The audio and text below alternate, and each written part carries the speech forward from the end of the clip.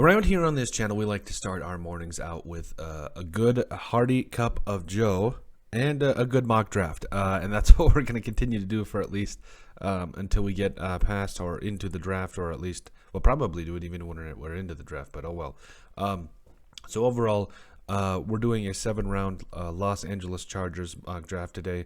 They're picking at 17, I believe, from my recollection, and I'm excited. I think the Chargers are one of those teams that have a lot of talent, have a lot of things going for them, and I think moving forward they could be a very good team, and I don't think they need a lot of needs either. So this is going to be very interesting, and I love mock drafts. If you, like I said, if you could do mock drafts every day, which we're going to do, that's the best day. So just do mock drafts. You love it. So we start out here, 7-round mock draft. No, PFF. I don't really care about this one. Care for positional value is very important. Draft for needs, yes. No randomness. I just feel like I try not to really incorporate any of the PFF's version of it, more of what the team needs are, which I believe is what NFL teams are going to do. So we go here to the Chargers at 17. Oh yeah, we like no randomness. We want this to be, or try to make it as realistic as possible. Like, obviously we know that we're not a GM and we don't know how things are going to unfold, but it's nice to at least get a good general idea of, or at least try to get a good general idea of what's going to go on. And also, since this is the first draft for the Chargers, no trading up, no trading down. We just stick and pick, just try to see where the board falls, where the Chargers could potentially pick. I think moving forward, we're going to do a lot more mock drafts. I mean, hey, we're doing one every morning, so we're going to be doing this, just trying to see which works for which NFL team, and which team should trade up and all that. So, but let's start with the basics with the Chargers here. So we're going to go ahead and start the draft, and we're going to be a little bit. Oh yeah, this one goes for quick. We're not even going to have time to drink our coffee today.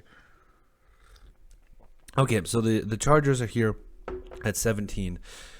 You got Drake London, you got Trent McDuffie, Tyler Lindenbaum off the top. My thing is this: if they sign Mike Williams again, I don't know if they really need a wide receiver, but also at the same time, I guess, I hate to say it, but Keenan Allen is aging a bit. But overall, I mean, he has not shown it. He's still he's still a really good player. Oh man, the Chargers have a lot of draft capital, so they could go up and trade for guys like anybody. I mean, you got Jameson Williams there, Chris Olave. Man, if they want to, the Chargers, I know this isn't what we're doing today, but moving forward, the Chargers can really trade up and get whoever they want at wide receiver. They really could. That's wild. All right. So wide receiver, defensive interior. I would love to trade down here because I have felt that if you really want to be getting the best player available, I think you go with. I think you got to go Jordan Davis, especially for what he brings to an NFL team. That kind of size, that kind of moves, what he can bring. I think you want to go Jordan Davis, but looks like he's off the board at this point, which is fine. You get it. He's a stud. But overall, I don't know. I mean, Devontae Wyatt's probably going to be there. Let's see here. Not trade. Sorry. Just trying to see here. I don't see Jordan Davis taken, because if he's not taken, I really don't see. Is Devontae Wyatt really over Jordan Davis right now? That's a bloody shame. You know what? We're going to try this. If Devontae Wyatt and Jordan Davis, Travis Jones, if those three guys are still on the board, and you get Drake London here, that is the dream. But also Trent McDuffie's a stud. I'm trying to make this as realistic as possible. There's no way Trent McDuffie makes it out of the top 15. I'm sorry. So I think make things not only as realistic as possible, but to get a big need for the Chargers, I think Drake London's a great pick here, and I really think you'll have some quality defensive line talent later on. So I think that's where we start things out. And it's tough because there's a lot of good players still left, but at the end of the day, there's still Devontae Wyatt's still there. Yeah, Devontae Wyatt is still there. So. Did Jordan Davis go? Jordan Davis has to be my favorite defensive player in this draft. Other than Perion Winfrey, he's my favorite player. Yeah, he's gone. That's okay. I understand it. Because Jordan Davis is easily got. Did he go in the first round? He had to go in the first round. Yeah, 22 to the Raiders. Nice. Okay, so overall, The Chargers are in a good spot here. If you get Devontae Wyatt at 49, you love that. Absolutely love it. Because Devontae Wyatt is a stud. I don't have any problems with taking Devontae Wyatt there, and just serving your biggest need. Now, the biggest need now is corner moving forward for the Chargers. You know, they could address this in free agency, but again, this is just kind of seeing where this goes. Now, Jalen Pitre, don't get mistaken. I believe he mainly played linebacker and corner out, or linebacker and safety at Baylor. Man, Brian Asamoah is still there.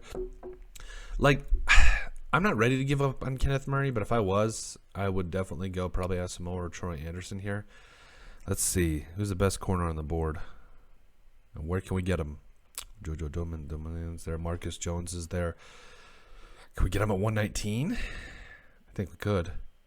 Yeah, I think we try to get him at 119 because I really just feel like leaving Brian Asamoah out of the third round is just a travesty. I think you got to go get Asamoah there. I really do. And then I think you got some corners here. Jeremiah Waller went. You don't love that. You just deal with it. Troy Anderson's there. These corners are going to go quick too. Jojo Demand's there, and also Marcus Jones. Yep. You got to address your biggest need here for the Chargers. I think you got to go Demand here. Doman. I never get these names right. That's just the joke on the show. We never say anybody's names right. Barely get our own name right. So overall, I think this is shaping up to be kind of a realistic draft. I mean, I think could Drake London go down and drop down to, I don't know. That's an interesting question. Yeah, he probably could, and I think that's a great get for the Chargers in the process. Now you got a guy like Dameon Pierce, Luke Fortner. Let's see here. Pierce. I mean, that would be interesting with those boys like Austin Eckler and all them. But Cordell Flott's still there. Kelvin Austin is there. Coffee to help you think it over. I think you got to double down on corner because it's not like the Chargers have a ton of needs. The needs they do have are pretty, epic. Like they do need corners, but everybody needs corners. Like you can never have too many corners. But at this point, I think you've got a lot of good corners that you've already brought in. Now I think you can start to draft for value. Oh, Tariq Woolen's there. I hate to be redundant. Oh, Noah Ellis is there too. Listen, I've got a huge draft crush on Noah Ellis. I think is his dad Luther Ellis I think I saw that from a comment we had. If that's the truth, you know what? I love Noah Ellis. This is great value too. I take stop saying that. Noah Ellis, because 6'4", 360. The man is he is a beast. He's just an absolute beast. I think he's the next Sharif Floyd, or not Sharif Floyd. Can't even think of it this morning. I can Linval Joseph. There we go. I think he's the next Linval Joseph. 6'4", 360. He's got that size. He's got that speed. Got a lot of surprising things going on for him. Man, they've got all the 6th and 7th round picks. How did this happen? But you love it. You absolutely love it. Is Velus Jones Jr. there? Because nobody is okay. Yeah, I'm going Velus Jones Jr. here because I have a huge draft crush on Velus Jones Jr. as well. Like he can return kicks, he can return punts. He caught 50, 60 passes last year. Had at least 5 touchdowns. Like nobody's taken Velus Jones Jr. It's a travesty, absolute travesty. Now we're into the 7th round. At this point, you really just start taking guys for talent. Luke Fortner. Okay, I know we're trying to make this as realistic as possible, but even in a non-possible situation, I'm going to take Luke Fortner here, especially with all these 7th round picks. There's no way. Because, I mean, you can never have too many good offensive linemen, at least to make it for a good competition. Wattenberg's there. Max Borghi. Jack Cohn. Let's see here. Tyler Goodson's there. Travis Dye. Is he related to Troy Dye? I wonder for the Vikings. I don't know. That's a good question. Cameron Lato. I mean, I also feel like they really need to address the tight end situation. Like, Jared Cook is a good tight end, but he's not going to be there forever. I'm going to go Cameron Lato. Yeah. I think that's a good pick. They have 3 for. Oh, that's why, because they've got 3 7th round picks in a row. Come on, Colton, you're better than that. Doug Kramer's there. Nice. Kenley Williams. Yeah, I think you the thing about 3rd or 7th round linebackers is you bring 3 of them in, or at least you get one of them. You draft one a year to come in and at least contribute on special teams, and you love it. Let's see here. I love Abram Smith and JT Woods though. I really do. This is tough. You know what? I mean, let's go Tyler Beatty in the 7th round. I mean, that would be amazing. I mean, what did he? I think he was like one of the top running backs in the draft this year. So obviously not realistic, and I don't necessarily think they need to get a guy like Beatty. But I mean, it never hurts to have another weapon. Worst case scenario. So when you have 7th-round picks. When you have 17 7th-round picks, you take some stuff that could make things fun at times. So overall, now some of this I do think it will be realistic. If you can get Drake London at 17, I think it could happen. Drake London is an amazing receiver, but we have seen stranger things happen. You get a replacement potentially for Mike Williams. You get a replacement for a guy like Keenan Allen in the future. Even though again, I don't think he's slowing down. He's still a really good wide receiver, and Drake London's a stud too. So I mean, come on. Arguably the best wide receiver in the class. Arguably, you also got Devontae Wyatt at 49. I think this is possible, despite I've seen first-round grades on Devontae Wyatt. I could see it. I really could. But I also think moving forward, you're going to be in a position where you're in the 3rd round. You could get a guy like Perion Winfrey, who I'm very high on. But I also think you need a guy that's going to clog up the middle and be a big player there. So I think with this, you address a lot of needs. PFF didn't list linebackers in need, but I think if Brian Asamoah finds his way into the 3rd round and you're there, I mean, I don't think you pass it up. Also, Jojo Domain, whatever. Sorry, never get those names right. You got a couple of corners in him and Cordell Flat to kind of help out with that need.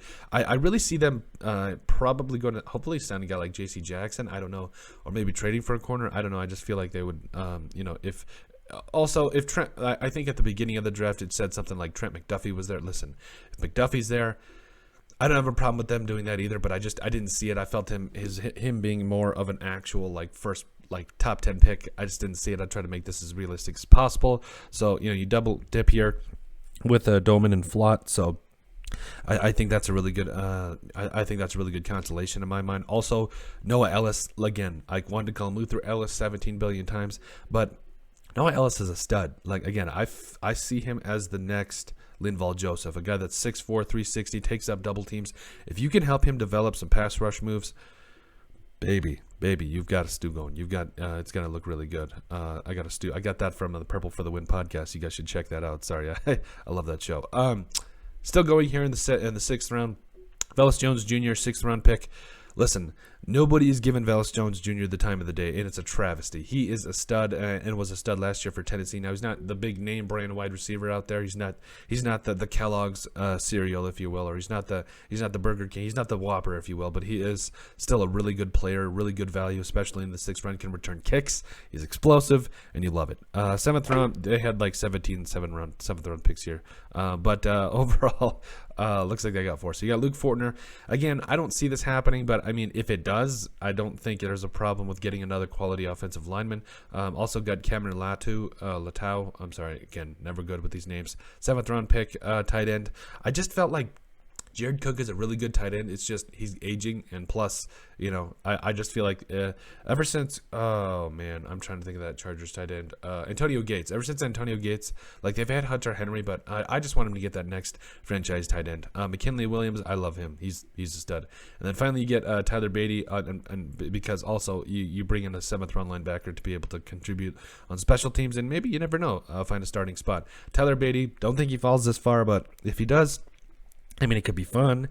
Think about it. I mean, you got guys like Austin Eckler and Kelly in the background and Roundtree as well. So, I mean, it could be fun having that extra guy in the backfield. You never know. So at the end of the day, I think when you get into the 7th round, there's a lot of different things you could try. You probably want to address edge or get a developmental guy. But overall, Tyler Beatty's there. I'm taking him. I don't care because he's a quality player. But that's it. That's our 7-round mock draft for the Los Angeles Chargers. Make sure you guys like and subscribe down below. Leave a like and a comment. It helps people find the show.